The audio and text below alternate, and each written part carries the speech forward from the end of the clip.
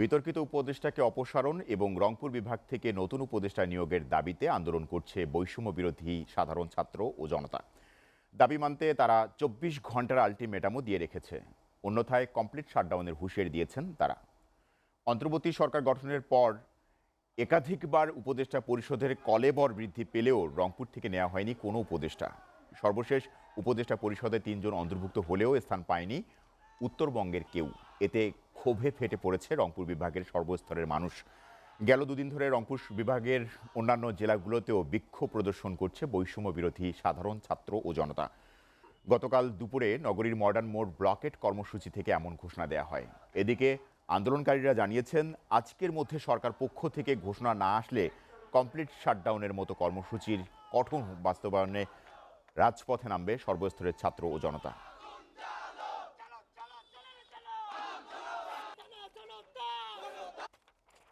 ছাত্র জনতার আন্দোলনের বিষয়ে বিস্তারিত জানাতে রংপুর থেকে সরাসরি যুক্ত হচ্ছেন সহকর্মী আশিকুর রহমান ডিফেন্স। আজকে রংপুরের শিক্ষার্থীরা কি ধরনের কর্মসূচি পালন করছেন আর সেখানকার পরিস্থিতি আপনি কেমন দেখছেন জানাবেন।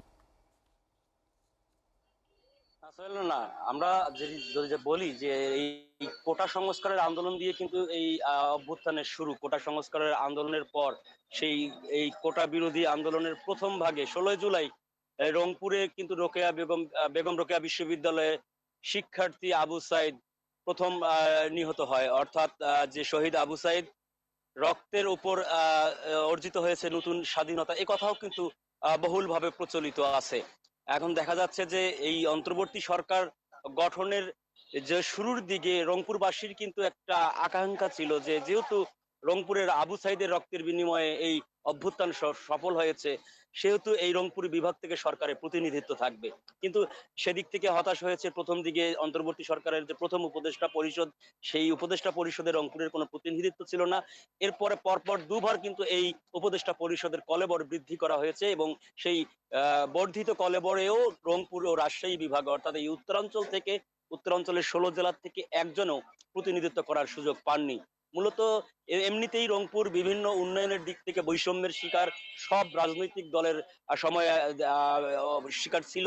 সেদিক থেকে অন্তর্বর্তী সরকারের এই সময়ও যে বৈষম্যের শিকার হচ্ছে, এতে করে কিন্তু রাজপথে নামতে বাধ্য হয়েছে রংপুরের বৈষম্য বিরোধী সাধারণ ছাত্র ও জনতা। আমরা দেখেছি গেল দুদিন ধরে এই রংপুরের বৈষম্য বিরোধী যে ছাত্র জনতা রয়েছে, রংপুর মহানগর সহ রংপুর বিভাগের যে আরো অন্যান্য জেলাগুলো রয়েছে, সেই জেলাগুলোতেও আমরা দেখেছি যে ব্যাপক প্রতিক্রিয়া দেখা দিয়েছে এবং সেখানকার সাধারণ ছাত্র এবং জনতারাও আন্দোলনে নেমেছেন।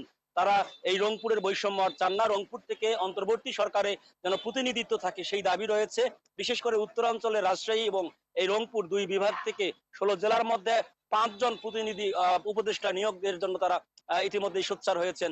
এবং সর্বশেষ গতকাল কিন্তু আমরা দেখেছি যে রংপুরের মডার্ন মোড় ব্লকেট কর্মসূচি পালন করতে গিয়ে সাধারণ ছাত্র এবং জনতা 24 ঘন্টার আলটিমেটাম দিয়েছে সরকারকে। তারা বলেছে 24 ঘন্টার মধ্যে যদি দাবি আদায় না হয় তাহলে কমপ্লিট শাটডাউনের মতো কঠোর কর্মসূচি দিয়ে রংপুর বিভাগকে সারা দেশ থেকে বিচ্ছিন্ন করা হবে, অচল করে দেওয়া হবে রংপুরের সকল ধরনের যোগাযোগ।